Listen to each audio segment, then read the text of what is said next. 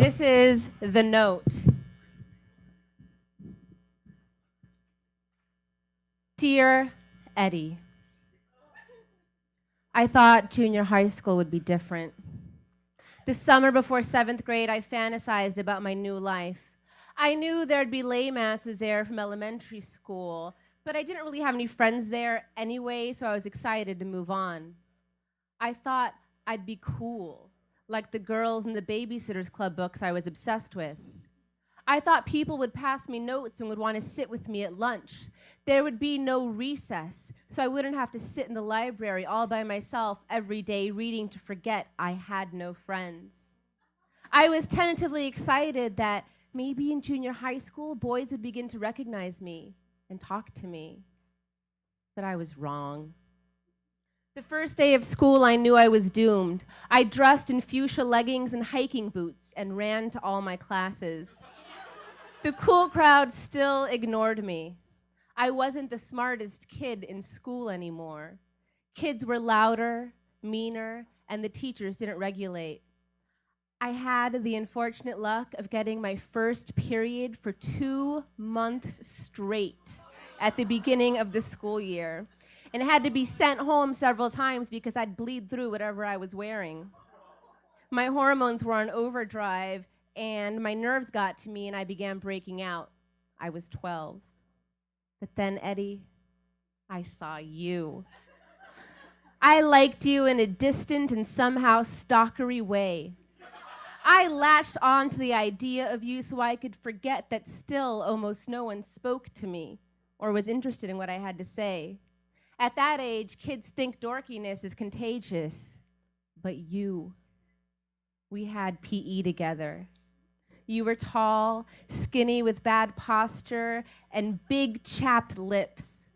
You reminded me of Archie from the comics I used to read, and you seemed just as out of place and awkward as I did, even though you did run with the cool kids who hung out at the taco shop after school. You had a skateboard. I began noticing where you were at breaks and which route you took between classes. I never spoke to you. I was too scared, but I thought of you. I daydreamed you'd like me back and one day come up to me and ask me to sit with you at break and share the cinnamon roll you always ordered. I thought you'd never notice me. One day I opened my locker between classes and a folded note fell out. I immediately felt cold, imagining someone had stuck a note in the wrong locker. But when I opened it, it was addressed to me. The writing was square and read, "Dear Liz, I don't know if you know who I am, but we have PE together. My name is Eddie, and I think you're beautiful. I watch you doing jumping jacks, and you have the cutest butt. Meet me after school behind the gym. I want to talk to you, maybe even kiss you. I hope you come. Love, Eddie." I was over the moon. You knew who I was. I don't even know how I made it through the rest of the day. I was so excited, I was shaking. I was going to talk to you, and you were going to kiss me. Oh, Eddie, you were my first big excitement over a boy. Over the years, I'd revisit that excitement over and over and sometimes still get it. Now it's ringed with wariness, that if something is too good to be true, it probably is. I am better at pretending I don't care, but back then I was a kid, a lonely girl with red glasses who just wanted someone to see her and make her feel less alone. After school, I went to the bathroom and made sure I had no food in my teeth. I took off my glasses and cleaned them. I finger brushed my hair and practiced saying, "Hi." I had made a list of things for us to talk about in case we didn't know what to say to each other. I walked nervously toward the gym, counting my steps to stop from shaking. The day was beautiful, and most of the kids had gone home already. I could hardly breathe. When I turned the corner, I couldn't even look up. Then I heard the laughing. You were nowhere, but your friends were there. They saw me and were doubled up in laughter, and I immediately knew. The note wasn't from you. It was from your friends. They'd noticed me staring at you and thought it would be funny to pretend you'd written me a note. I wanted to die.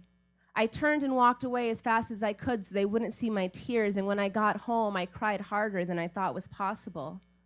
I didn't want to go back to school the next day, but had to. Your friends laughed whenever they saw me in the hallways, but I ignored them. There was nothing else I could do. I tried not to look at you again because every time I did, the horror of what happened passed through me and I wanted to throw up. A few years ago, my sister ran into you at a bar.